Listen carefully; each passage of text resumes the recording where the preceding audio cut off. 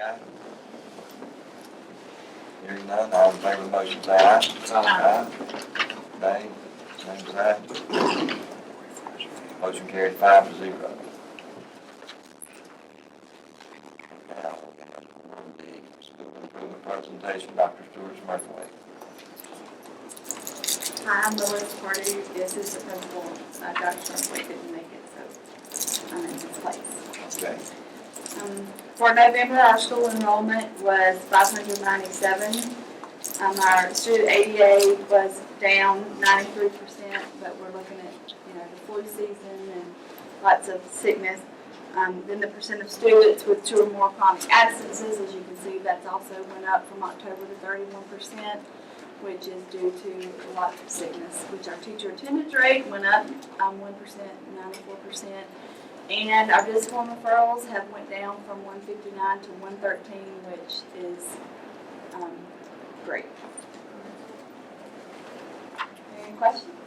Any questions, Ms. Barney? Thank you. Item 1E, school improvement presentation, Dr. Myron Nix. Good evening. Just keeping and staying with last month's presentation, just want to give you guys an update on how we compare to last school year as it relates to these numbers. Keeping in line with Ms. Purdue, our student school enrollment from last month to this month has gone up. However, from last year to this year has gone down. However, we are still, our numbers are up for the school year. So from last month to this month, we've gone down, but for this school year, we're still increasing in our numbers. Student ADA, also kind of like Ms. Purdue said, month of November had a lot of students with upper respiratory, flu, as well as stomach viruses, which impacted our ADA. However, percent of students with 2 or more absences for the month has gone down as compared to last year this time. So we're very proud of that. Our teacher attendance rate has also gone down for this month, but again, we attribute that to just the illnesses that we have gone through in the past month. Discipline, we are very proud of our discipline. From November of last year, we were at 315 referrals. This year, we're holding steady with 142, which was the same number that we had last month for the month of October. So again, discipline is down. We attribute that to good classroom management, contacting parents ahead of time when we foresee things possibly getting ready to happen, which has ultimately led to a decrease in discipline. Not to mention November is a little shorter month, but again, discipline referrals are going down. So we're on track, and we'll continue with this monthly update in comparison with last year's one. Any questions? Any questions? Dr. Nix. Okay, thank you, Dr. Nix. Item 1F, school presentation, Dr. Katara Payton. Good evening. Just starting with school enrollment, a slight decline in school enrollment compared to October. Our student ADA, again, a slight decline compared to October, but we're still better than we were last year, as Dr. Nix stated. And I will say we finally beat the middle school with ADA last year. I mean, that last month, kind of taking advantage of them being sick. We beat the middle school last month. Percentage of students who were chronically absent, slightly above where we were in October, but again, better than we were last year. Teacher attendance rate, a slight decline, and number of discipline referrals declined as well for the month of November. Again, it's a shorter month, but we hope to continue to see that decline. Any questions? Thank you, Dr. Payton. I have one comment, not on Dr. Payton's, but in general. We had reports from 3 different schools here, and I see the percentage improvement and all, and it's kind of hard for me to tell if they are or are not on track. And is there any way we can take a like school, well, we'll say Pascagoula High School with Gautier High School, let's see the percentage, not necessarily on the computer, if you can just hand out sometimes. I want to see, are they growing as much, or are we lagging way behind, or just what? Does that make sense? In other words, I don't have anything to compare it to other than themselves. I think the only difficulty with that is going to be what's going to be your standard measuring point. But that's How do true. you benchmark? What are you going to benchmark that data against? Growth where in what growth? Well, I'm just, take like the amount of, when we come up and, when they're taking their DAs and all, we see how a particular school compare like elementary school, this elementary school and such, and see if are they lagging? In other words, is the school that's on a plan of improvement, are they lagging behind? Is their growth meeting what I think it should, or is everybody at that point at this time of the year? Mm-hmm. Yeah. If we can, the closest comparison we can get. Yeah, Mr. Ladner, you just put in some stabilizing data that we can start projecting from here on out. Yes, you can. You're gonna, in your package, you have kind of the goals for all schools. Okay. On the accountability side. So, I mean, we keep up with attendance on the secondary level, I mean, as far as every month, and, I mean, you have the discipline report already in there, Right. so you can kind of take a look at that as well. We have case 21, and then we'll have I-Ready, so we can do that. And also, Gautier Middle School and Gautier High School will probably be here also starting around January, February presenting, so we'll be able to see all those schools. Okay.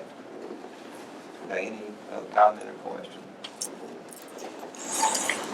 Hearing none, do we have any visitors for the open hearing? Executive session. Item 2A, consent agenda member. So grouping several routine items into a single consent agenda, any board member requested any or all items on the consent agenda be removed and considered as separate items. No such request is made, all items on the consent agenda may be approved by a single action motion, second vote by the Board of Trustees. Consent agenda for December 9, 2019.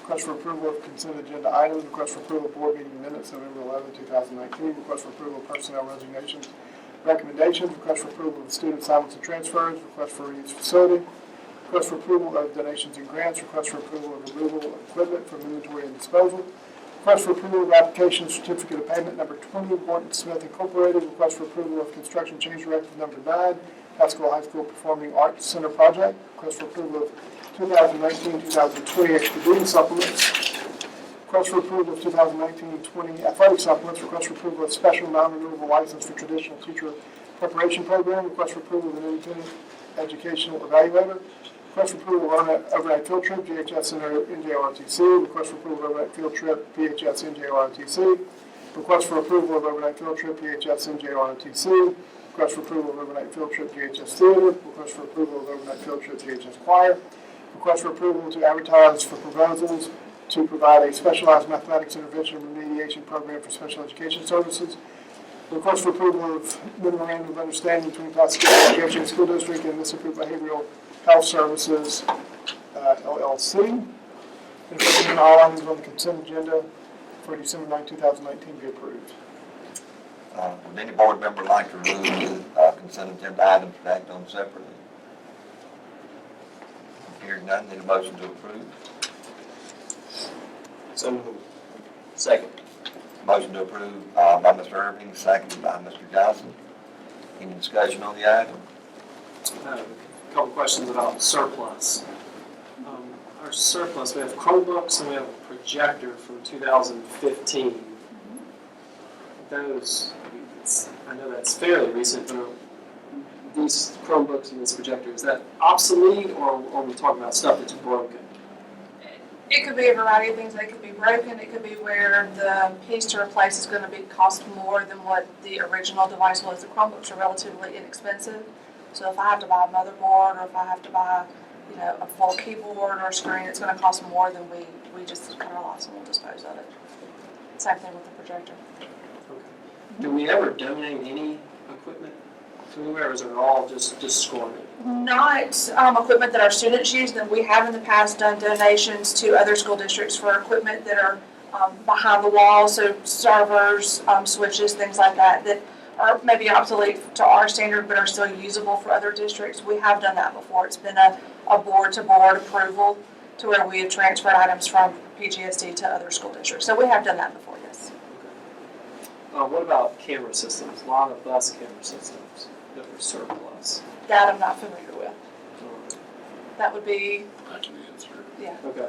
I know we're doing some upgrades to some, but that's not necessarily, I'm not privy to those, but Chris can help with that. No, it's actually budgeted by the school board that we replaced, I think, 33% of the current cameras with a 7-way camera, or 7 different angles of camera shots on buses, and we'll fully modernize our buses up to every bus having multiple viewpoints, including a car that passes a stop school bus. So that's kind of we're removing that equipment, and I don't know what the age is. You might be able to answer that question, Chris. They're going to HD video is one of the things. So some of the cameras that are being removed are really low quality. All of them are getting new brain units that has mechanical hard drives that are going solid state now. And that equipment, most of it really can't be reused. And it's proprietary to the company that made it. Understood. Thank you. Any other questions? Hearing none, all in favor of the motion say aye. Aye. Opposed, nay. Motion carries 5-0. Action 3A. Request for approval of district organizational chart for school year 2019-2020. We actually had these in our work session. They have been adjusted since then with a few names. And so these are the current organizational charts for the district. You've heard the superintendent's recommendation. Do we have a motion to approve? Motion by Mr. Johnson to approve. Second. Second by Mr. McNeil. Any discussion on the item? I actually have a comment on the organizational chart. I also probably would like to see in there the chart get expanded a little bit more as far as when we get down to where the principals are. It just says elementary principals. If it can be expanded where you show the principal for each elementary and high schools or whatever. That's the only thing I see.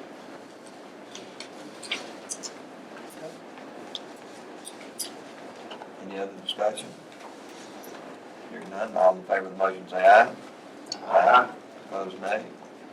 Motion carried 5-0. Item 3B.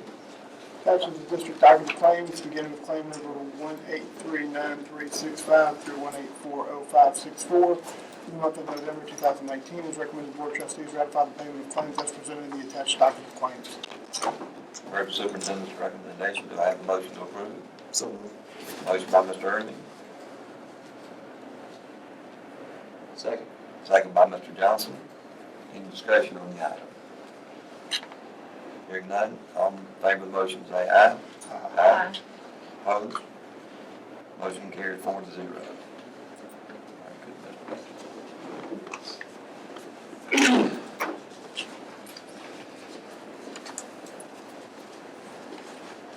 Item 3C. Pascagoula-Gautier School District Board is committed to preparing every student who enrolls in our schools to graduate from high school, college, and career path ready. The policy J&B will recognize and award the skills, capacities, and dispositions necessary to participate fully in the 21st century economic, scientific, political, cultural, and intellectual life of our global society through the MDE sealed by literacy. Since this is a new policy recommendation rather than a revision, it requires 2 readings. Therefore, to submit it as a study item at this time, a recommendation for approval will be made at the next regularly scheduled Board of Trustees. Do any board member, does anyone have any questions about the potential policy that we'll go on next month? All right, so we'll move right on to item 4A, informational reports. Vandalism report, that was mighty good, once again. Any comments about that? Go to I would like to make a comment about that. Mr. Max. One, I think it's very commendable that our principals and our teachers and our children take such great pride in our over 40 facilities over 2 cities, and that they take care of these facilities like they do. I think it shows a tremendous amount of student pride. We don't have any damage to any of our things here. I totally agree.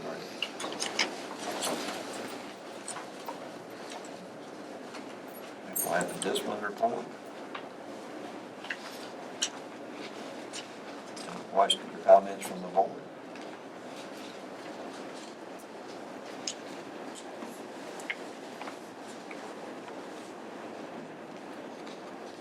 Hearing none, we'll move on to the construction update. That's where we always get some questions or comments. Any comment or question from any of the board? I have a comment about the Performing Arts Center, or a question, and I don't, it's not as much for you. It's more for the administration. And I'm not putting the administration on the spot, it's more, it may be a question to be answered in the future. It looks like we're on track to potentially open in the spring. And so my question is, what do we think we will be able to use the Performing Arts Center for this spring after the opening? What type of events can we expect Probably to use? April would be the soonest, and we would probably keep it exclusively to our own school programs until we finish out this year and learn how to properly operate all the equipment that's there. So I think your spring concert, your spring choir, those types of things, if there's a spring production, those types of things. But we really have to master the technology there. We have to hire a director for there. We have to get a full-time custodian for that facility. So there are multiple, and we also have to be trained on everything that's there. It's going to be very complex. And we also need to look at what we're going to need to order from a backdrop standpoint, some general backdrops that we'll keep in stock here as a school district. And along those lines, while I'm answering those questions, Mr. Backside spoke to you about the potential of reducing down to 746 seats. We're currently at 759 seats because there was an issue with some calculations as it relates to that. Ryan can explain this in depth to you. It now looks like because of the landing that we have for the handicapped accessible, that we may be able to move to 769. We don't know yet. You don't know what the exact You number would is? have more than you were supposed to have in Yeah, the we're contract. supposed So to have- that's what I know today. Yeah, 759 was our number, so it should be higher than 759 because of the landing. What did you just say the number was? 759, that was your, 758? 758. No, Okay, yeah. thank you. It's probably gonna be more like 765, 770 at the end of the day. We don't have an exact number, so. Which is a better number than the number that I was concerned we're gonna move down to. And they will be good wide seats. We've tested a few. If any board members have not visited, Mr. Adolphus can give you a tour, and it's quite impressive right now. Yeah, we still got a little ways to go, but it's gonna be nice.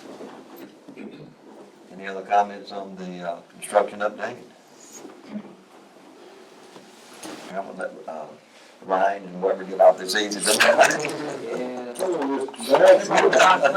So the Gaucher Roof does bids next Tuesday, so we open bids on that. We can award those in January, so that's a positive. That is. So,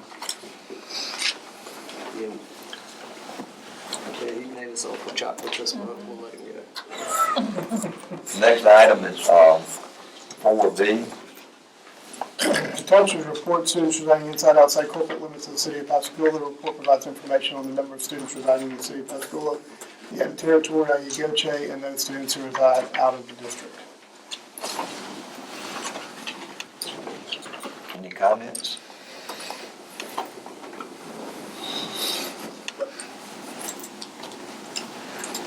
Item 4C. Teacher recruitment plan. So I think at this point, we'd like to show you a few things on video. One I don't think you've seen, you may have seen the others. Dr. Hicks, can you get those slides, at least half of them for us, and I'll tell you as they come up. First one we're going to do is one you've already seen, which is our Bridge Academy. It's just showing the diversity in the programming offering that we have. 30 seconds.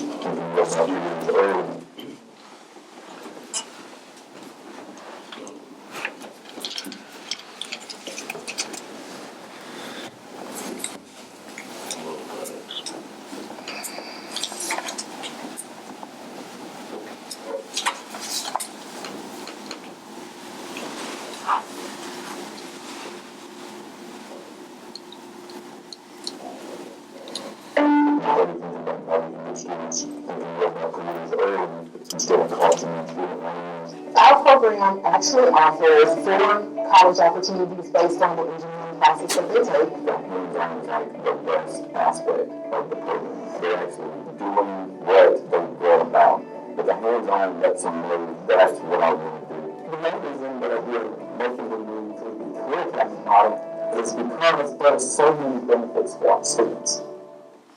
Okay, so that's our Bridge Academies, and all these are on a rotation currently with WLOX. The second one is our older student, We've Got It.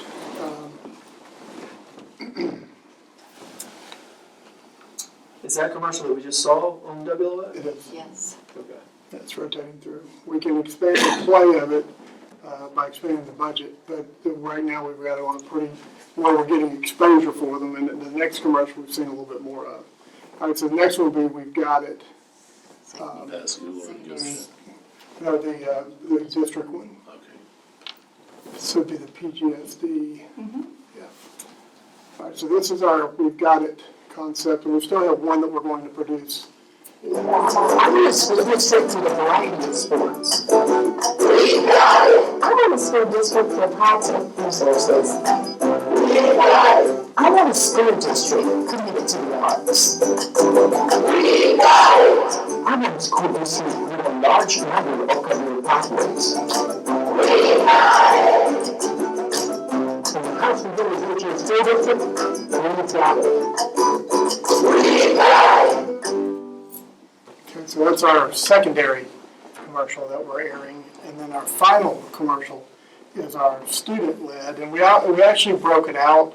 That commercial there is actually broken out for our Facebook, Twitter, YouTube, for just each high school individually.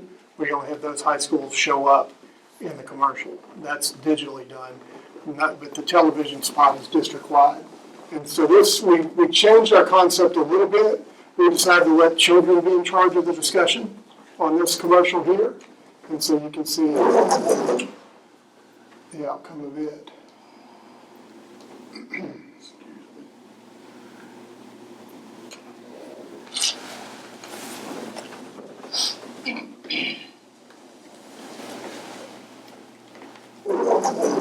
I want control classes for my younger siblings. I want teachers who make learning fun. I want to play sports tonight and play. I want coordinate meetings for my needs. And the Pascagoula-Gautier School District. So that's our elementary commercial that we're created. So those are the three they're playing. Our teacher recruitment commercial will be our next commercial that we come up with. It's just a concept that we're working with WLX on. And we're actually going to move into some different print after looking at these and testing where they are, get some feedback on, what we like, what we don't like about them. But that's our pretty minimal production cost on those. But good exposure. They're on LOX. I've asked them, because of the budget that we're employing right now, to do the second half of December, whenever people are out and actually home to watch TV, that they will have these running during LOX times. And so we do have a morning show that is showing during the morning news now as one of the rotations. Another item up there, Chris, if we can go to, just so you know, we also have a digital footprint that goes along with that. So if you go to a news story on WLX, and there's going to be a rotation of our web address that pops up. He may not have it up there. He doesn't have it up there. Yeah, when you go to it, there's a little placard on there that's got But that. we do have the billboard in the cover. Yeah, and then of course, we talked about billboards. Billboards are of no expense to the district outside of getting the art done. That's our billboards for the Bridge Academies. There's one in Gautier and one in Pascagoula. And we'll be rotating the art design, and then South Mississippi Living. Did you all get your copy of that with all the different stories and Friday update? It's got all the different stories about the Interactive Center. And that's the cover, and they have an 80,000 group, 80,000 people exposed to that magazine post-wide. And then also, it's digitally done, so you can go online, read the whole magazine online. And I did a show with WXXV today. I did a brief commentary about the Family Interactive Center. And part of what we're trying to accomplish here, it goes beyond the Pascagoula-Gautier School District.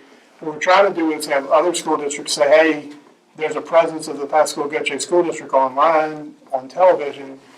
We need to promote what we're doing. So ultimately what we're doing is we're promoting the positive stories about public schools in South Mississippi. And if you could get that going, you would improve the brand of public schools totally and collectively. And that's kind of a crowdsourcing of good PR for us. Another aspect of that is Mr. Ladner can show you our new backdrop and everything that we have for when we go around the colleges and meet potential employees. We're signed up for several recruiting job fairs around our geographical area. We go to South Alabama, we're going to UAB, Jackson State, Mississippi State, USM. Ole Miss. Ole Miss, go to Ole Miss in February. Almost forgot that one. I'm sorry. I know. They have great teachers there. So we wanted to focus on a more dynamic, I guess, presentation to college students to be able to reach out to those students. So we've changed some of the things we give away. We've got some phone charging things, some doggos for your USBs. We also have some rubber straws that will save the turtle thing that all of them are in. I don't understand it, but they do. So just trying to meet that crowd and be able to connect with them to bring quality young people to our district. It looks good. Really It's does. me at women heads and now But no, that backdrop is really good looking. The videos are top notch. I think it's a great representation of our overall offerings here. I really do. I agree. Well done. Any other comments? I thought the videos looked very good. The second video about the high schools, in the future, maybe consider some additional specifics, because we have these broad questions, like, I would like arts, and then we just say we got it. I would like diverse sports, we got it. And maybe, I don't know, if like a tagline at the bottom so people could read a couple things, I don't know, just something, as opposed to just, we're not really answering the question, well, what do we have? And whether it's Performing Arts Center or whatever it is, that's just maybe a suggestion. Because our high school commercial doesn't seem to be answering the question of what we have. I have a question for Mr. Ryder and Ms. David and Mr. Rodolfich about teacher recruitment. And I don't know what is kosher and what is not, but what we do in terms of recruiting teachers who have 5 years of experience or more. In other words, what do we do in terms of recruiting teachers outside of students who are coming right out of the university? Basically, our website, I'll just be honest with you, I contact them if I know them and they're good teachers. I give them a call. I think you probably do the same. We can't really say that, but that's. Yeah. But you're two people. Like, what can be done? Our teachers talk a lot, with their friends and that kind of stuff with each other when there's openings within their building. You'll hear them say, well, I have a friend that works so-and-so, and, they're thinking about maybe changing, so I'm gonna let them know that I've got this at my school and those types of things. But that's really, I wouldn't want somebody cherry picking my teachers. Right. And I don't want to do that to somebody else, so I'm very cautious about Right, personally doing that. So, you just kind of have to let them know that what's available and those types of things. And like I said, a good way to do that is your teachers within your buildings and those types of things that are out there doing those things. And I think the video that we have in play, or coming, the WLOX video, that will be out. And then we have our job fair in March. It's typically in March. That's open to everybody. It goes out on, Debbie makes sure it gets out on the state webpage. It gets out on MP, Mississippi Professional Educators site. Of course, we'll advertise it ourselves, those types of things. But that's on a Saturday morning. All of our principals are there. We usually have our culinary arts students. They do the food for it, so they're kind of able to represent what they can do. It's just a fun time for everybody, usually a theme of some sort for that. So that's a time that if you're thinking about changing districts within the area, you have an opportunity to come over and talk to people. We try to have a couple of older students there so they can talk about what the district offers them. We try to have some teachers there so they can, get a perspective from a teacher, what does this district have to offer that I may not can have anywhere else, and then of course admins there. Yeah, that's helpful. And I was thinking, less about tailoring or individualizing or going directly after a teacher in a neighboring school district, and more about, for example, somebody that's moving down in the northern part of the state because they have a spouse and they teach 7th grade biology and we have an 8th grade biology opening. How would they know that? I assume there's some. Most of the times they're just looking themselves and they'll find it on their websites. I mean, I will tell you, we get them all the time that they just go in and they are looking at the sites all the time. We get phone calls periodically around asking those types of things. And if I get them in my office, I'll tell them if I have anything available. If not, I always tell them, just put in a generic application and just keep watching the website. And on our human resources page, we list all openings and vacancies. I mean, that's how I apply for the position I'm in. I mean, checking web pages and going through that. Do we get teachers from Alabama applying who have retired out of Alabama, want to work in another area with another job? I would assume we would because of our proximity. If you look at our strategy that we've employed, we've done it very strategic. First we came out with our Bridge Academies, which is unique to the district, which brings in some unique talents of teachers that come in to teach those specific fields. Unmanned aerial systems, cybersecurity, these are brand new, groundbreaking technologies for students.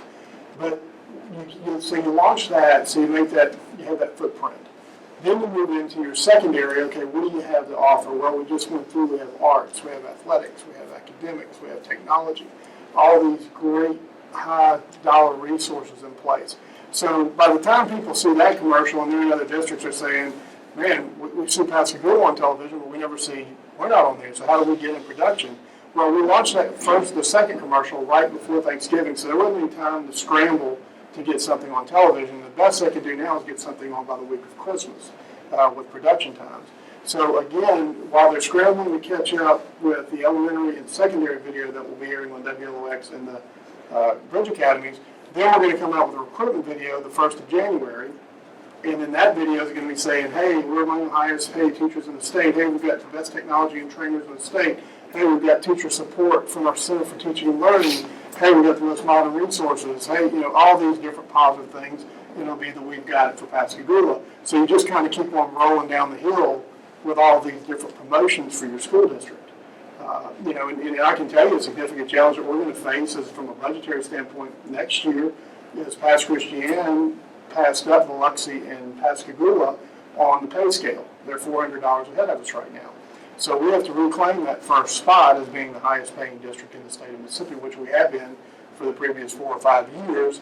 And then Pass Christian came in and did a $400 increase and went ahead of us this year. So there's a potential for us to move back in the first place there, but you're still in the top 5 in pay. You're in the top 10 in student-teacher class size.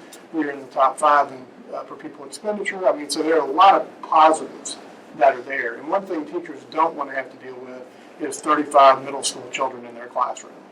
And so we've been able to avoid that to some level with our funding capability. So, that's the recruitment part, because you learn real quick that it's important to have those resources in place and those dollars in place and that you're being paid well for what you're being asked to do. And plus we do paid tutoring here with transportation for our students, which is very unique to the state of Mississippi. That we budget for as a board in a school district. Any other comments? Last question. So is it a problem, and I know we do a lot of training for our teachers, and we've had some picked off in prior years by the school districts, partially because we do a lot of training and devote it. Is that a problem, or would you say it's an issue that every school district faces? And if it's a problem, is there anything we could do to incentivize them to stay in terms of, look, you're going to have to pay back $250 of the training if you leave us for another school district or something like that? Is that? We actually pay them to come to training. I think every district is dealing with that because there's a teacher shortage in the state of Mississippi. Yes. I mean, that is across the board. I think if you went to other parts of the state, you would find that it is a much bigger issue for them than it ever is for us. We, knock on wood, are able to fill our positions. But it's very different. I mean, I think Brett and I can both talk. When we came out of, college, it was school districts were able to select who they wanted. I mean, there were, 20 teachers lined up for a job, and you got to pick the one you wanted. Now we have 20 districts looking at one teacher, and they get to pick where they want to be. So it's a very different environment simply because of the number of graduates that are coming out.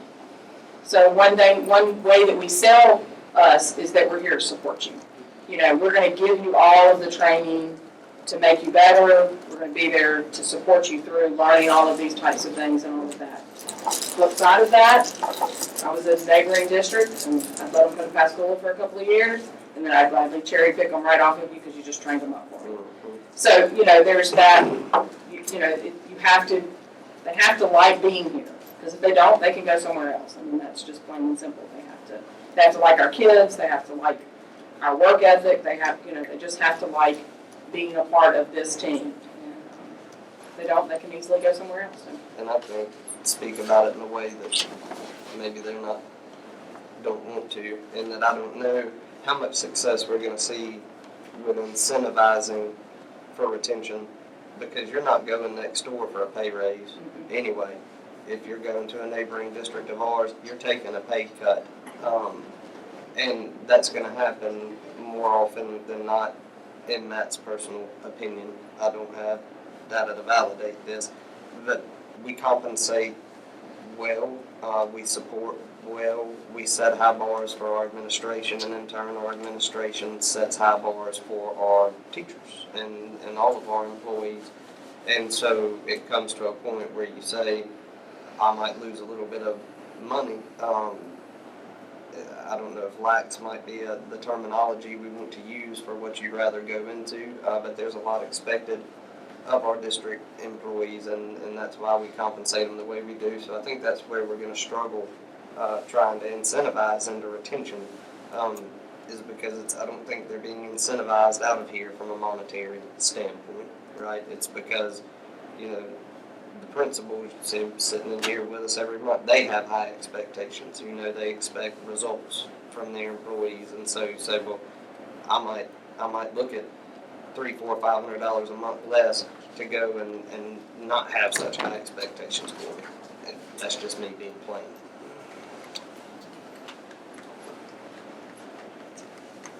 Any other comments? We'll go to item 4D, district report card, 2018-2019.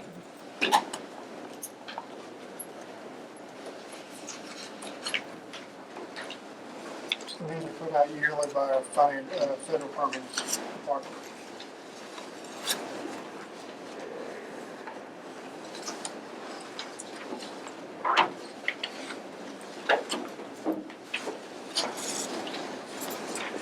Any comments or questions on the report card?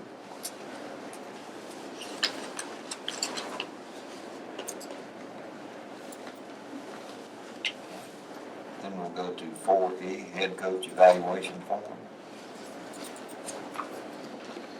Hi, y'all don't mind, I'd like to get some background on this.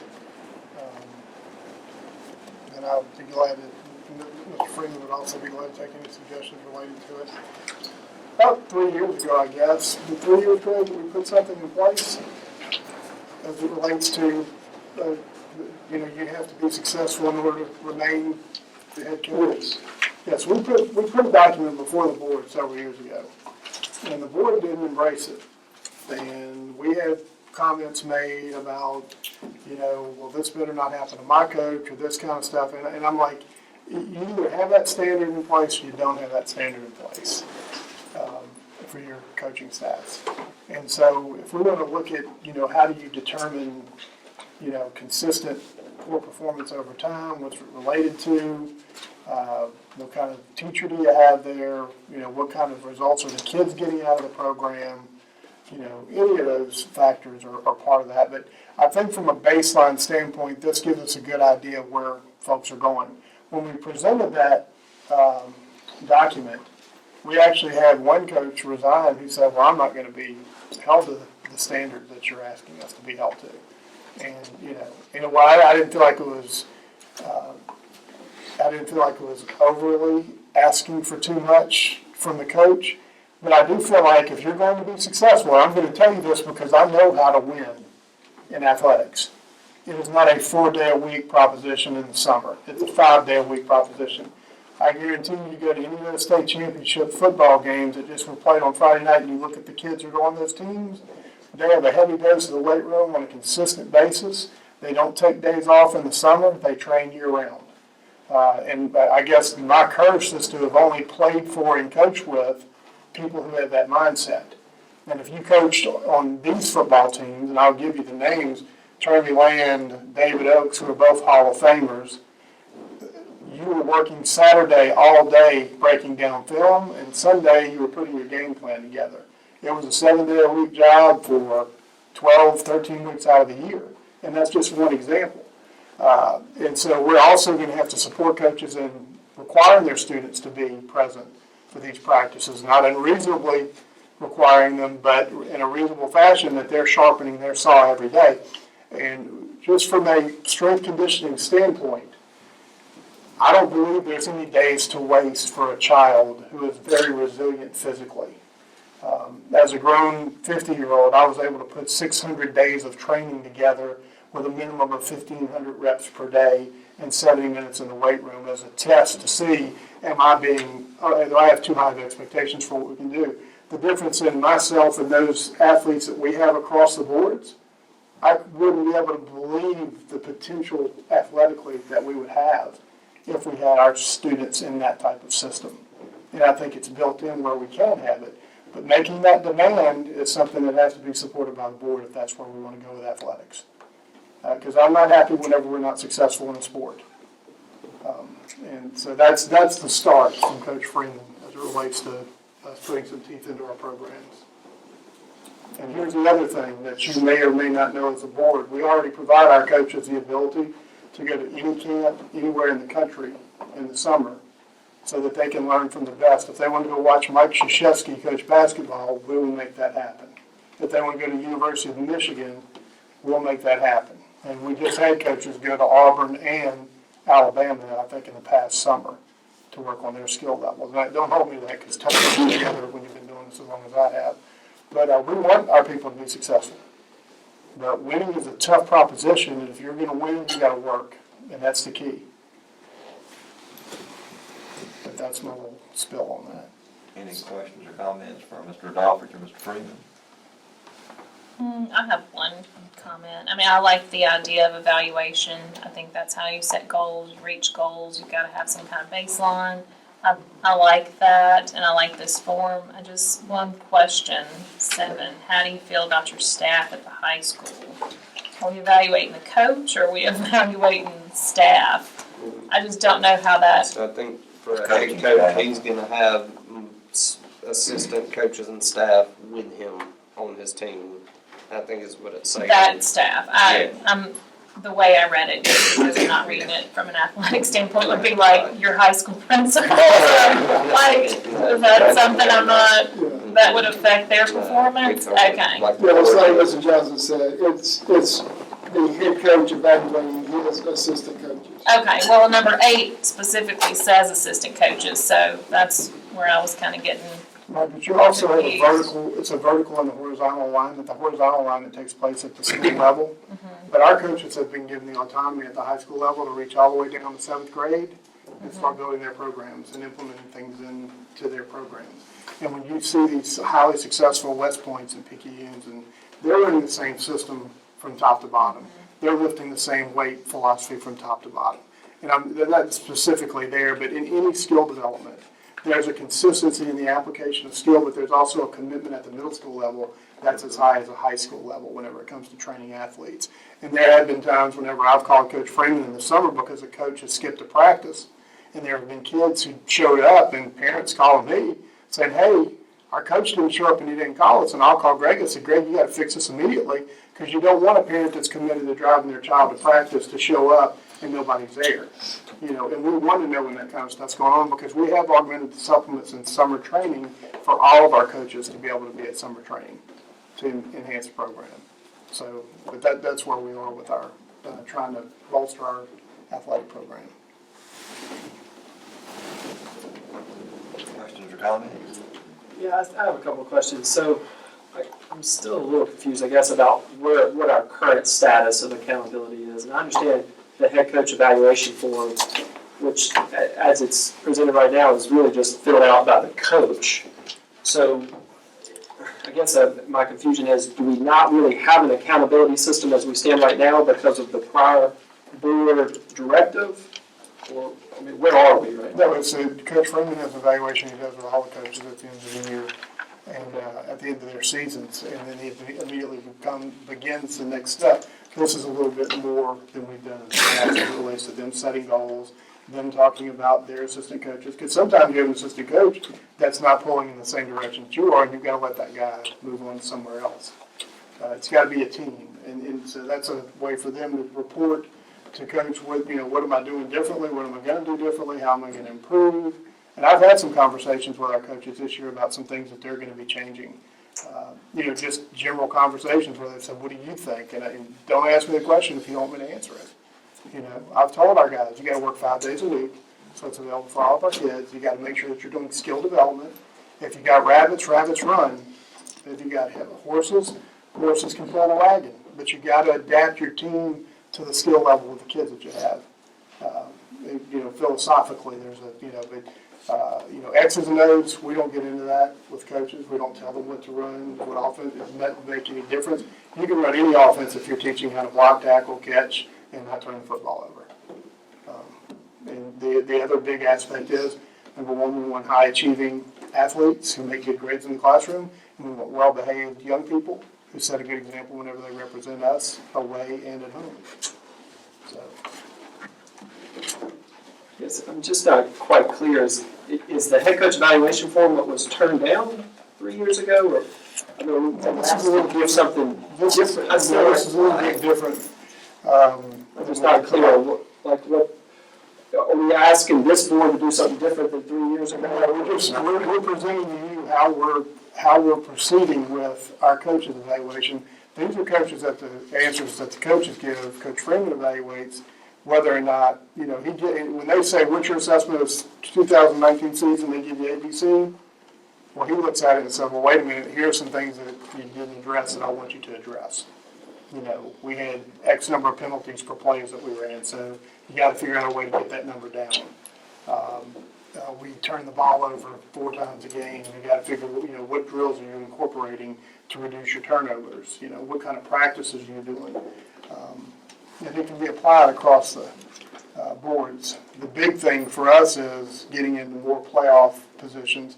And we've been fairly successful the first part of the year with playoffs. Pascagoula went to Laurel, should have won the game at Laurel. We fumbled a punt. That was returned for a touchdown with 4 minutes left to go in the game. You don't fumble, you don't lose. Our 8th grade team at Gautier was undefeated, lost to Biloxi. Yeah, that's correct. And so, we've had some success early on this year with some of our sports. But again, there's plenty of room for improvement. And so coaches posing questions to them about what do you think we can do to improve, and then he's evaluating and reviewing what they're giving him back and saying, okay, well, here's what you need to do from my standpoint to improve your program. I think to answer your question, Taylor, back when there was, we'll say some discipline, varsity coaches, there was a board member or two that showed resistance to that. And so I think the administration just backed off. It wasn't any particular policy set before us or anything, but there seemed to be a lot of resistance, as Mr. Dalton says, just don't do that to my coach, or you better not do that to my coach, or whatever. And so now they're trying to, with the help of this board, try to implement something that they can achieve these higher standards. In other words, it was never a vote or anything like that. It was just something. And this is just a guide for you guys to Right. see. Here's what we're doing now to, I think with the present board, Mr. Dodge, I don't think that you'll have anyone that's going to be resistant to, taking higher standards from any of the coaches. Any other comments? Next item, 4F, principal's goals for 2019-20. Again, this is just general information that we get from our principals on a yearly basis.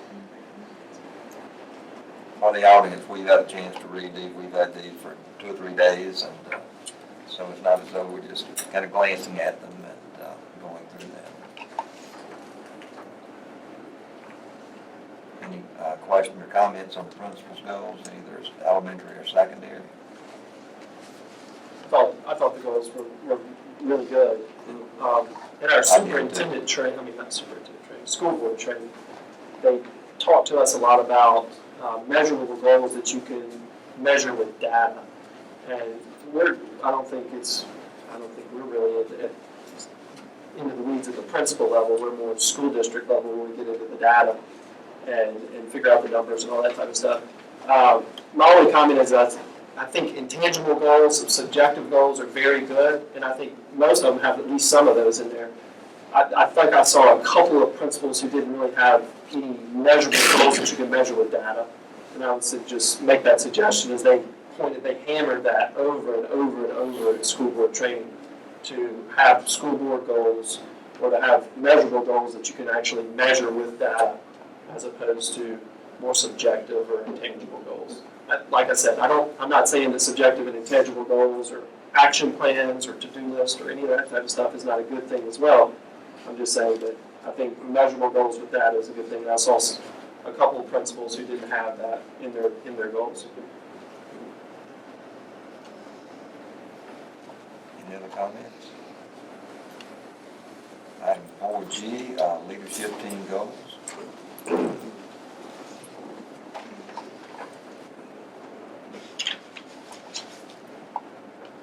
Questions or comments?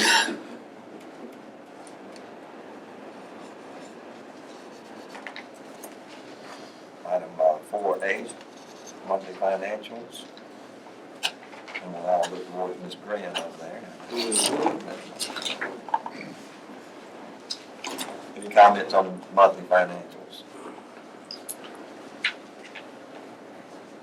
I would go ahead and pay my taxes, but they haven't sent them for me, so I can give you a little more money. So she'd be all right with it. Down the short roads. Any comments? Item 4I was something that I was pretty excited about, seeing added to the agenda at the last moment. And Mr. Dawkins, you want to talk on that a little bit? Yeah, I'll read it and then I'll talk to you about where this comes from. On June 26, 2018, the board adopted a resolution declaring a shortfall in local revenues and stating the intention to issue a promissory note in the amount of the estimated shortfall in local revenue. The district closed on the note August 14, 2018. Filing table shows the payment installment schedule. The millage level for the shortfall note for FY 2019-2020 is 1.28 mils. After analysis and discussion with Jim Young, the bonding attorney, the option of retiring the shortfall promissory note a year early is being explored. This has the potential to decrease overall millage from 52.43 to 51.15. Okay, so I talked to you guys about the potential for lowering millage next year, looking at it from a budgetary standpoint. This is a situation that we were put in, and we'll take some of the responsibility for it. But we're put in a situation where there was an unknown of what we would collect in the year that we collected our dollars. So we had to go with a shortfall. We asked that we can eliminate the increase that we had at the time of this occurrence, and we were told no, and we went forward with the whole deal. So we had no choice but to ask for the full amount. Well, after 2 years of looking at our growth and our stabilization of our fund balance, we feel very confident that we could make this reduction of 1.28 mils for next year, reduce our millage to 52.43 to 51.15, which would be beneath the number that we started with in 2005. From a standpoint, it was 52.39 at that time. But we see an opportunity. I think it's disingenuous for us to collect money that we don't have the need for, and that we may have the need for in another capacity, but that is not the intent of this shortfall note. And so the board wouldn't have to make this decision until August of next year, because we're already in the collection cycle for year 2. But it does save you a little bit of interest for that year, but it also takes 1.2 mils off of the tax burden for our taxpayers. So this is just something for you to review and see if it's something you'd be willing to agree to as a board. Well, I, as a taxpayer, would like to see it. If we have the money, then I don't see any reason why we can't do it. Any comments? And that doesn't mean that we won't be exploring other tax reductions during the course of that time in operations. So we will be looking at that as well. Item 5A. All right, the board has to provide dates for board work sessions, set goals, develop action plans, and indicators of success, and develop an annual board calendar. Okay, I think we present an annual board calendar, but in order for us to do these, I think the simplest way for us to do board work sessions is to have 4 months out of the year that we have 2 meetings. We can start them at 5 if everyone can get here by 5, or we can keep them at 6. I think because you do it quarterly, you could target 5 items per meeting that the board would select, and then you can specifically work on those 5 items. That way you're not inconveniencing, we're not meeting for Saturdays, we're trying to get you to take off during the day.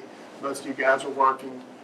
So my suggestion would be, and we don't have to make that decision tonight, but set up a quarterly meeting as a board work session within a month. We could schedule one for August, which is fairly busy, maybe one for November. That's a tougher month, but that we've got a little bit less on the agenda at that time. And then look at March and possibly an additional time in July or June, which we're already going to be meeting.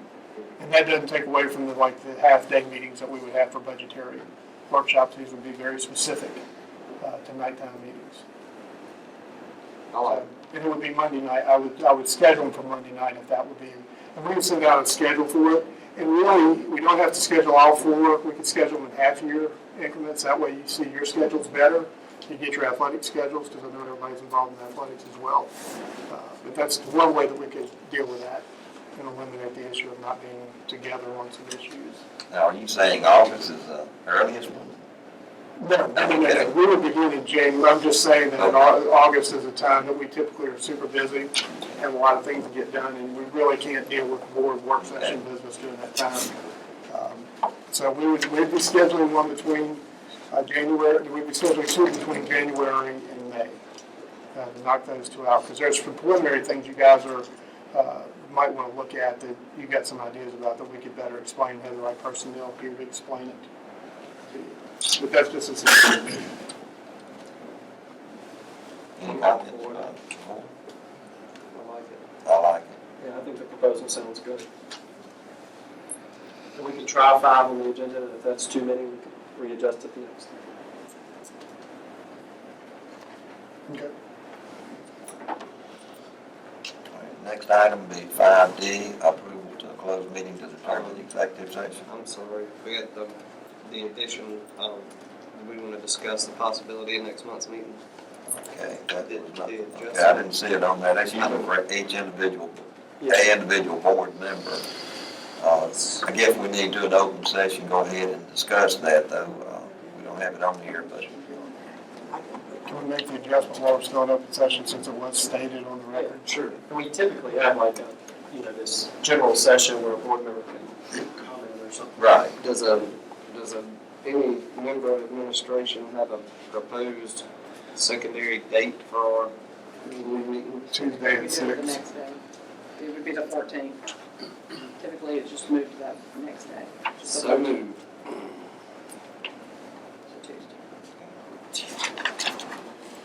Then we have a motion to have our January meeting on January the 14th versus the 13th. I need a motion to set. Need a second? Second. Motion to approve by Mr. Johnson. Who seconded first? You can give it to me. Okay, second by Mr. Irving. Any discussion on the item? Currently, it looks like I'm going to be out of town. Okay, well, we can, I hadn't missed one yet.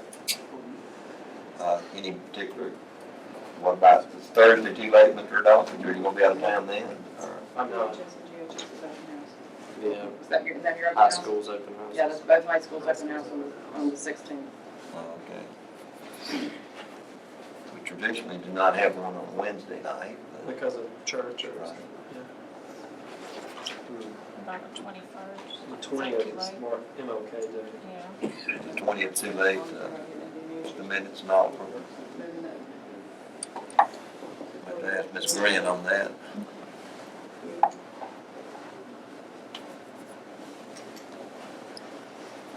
I think it should be okay. If there's something that were to come up, we could address it, but that should be fine. 21st. 21st. Okay. Is that going to affect you, Brian, on the bid? No, I mean, we may want to do a special meeting to award that before then, just to get it going, but I think we can take the bids Tuesday and then decide if that's okay with y'all. So, because that'd be almost a month between, so you hate to, yeah, you probably wouldn't want to wait that long, but. Do a special call, you got one item. Yeah. I say, let's open the bids and make sure it's all good, and then Yeah. we'll figure that Do a out. special So- call lunchtime, maybe. We had a motion and a second, we need to act on that Who motion. seconded that motion? I was trying to- Mr. Irving. So Wednesday, we thought about moving. So Mr. Chair, Mr. Chair, can I amend my motion that's on the? Well, we can go ahead and act on this one and then make another motion, it's the easiest thing. Okay. And, so we had a motion to, have the meeting on, we said 14th. Any discussion? All in favor of the motion, say aye. Nay? No. Nay. All right. All right, motion was defeated, 5-0. All right, now we need a motion to approve, What did we say, 21st? yes. So moved. We have a motion by Mr. Johnson to schedule our January meeting on the 21st. Second. Seconded by Mr. McNeil. Any discussion on the item? Hearing none, all in favor of the motion say aye. Aye. Any opposed? Nay. Motion carried 5-0. Now we have 5D.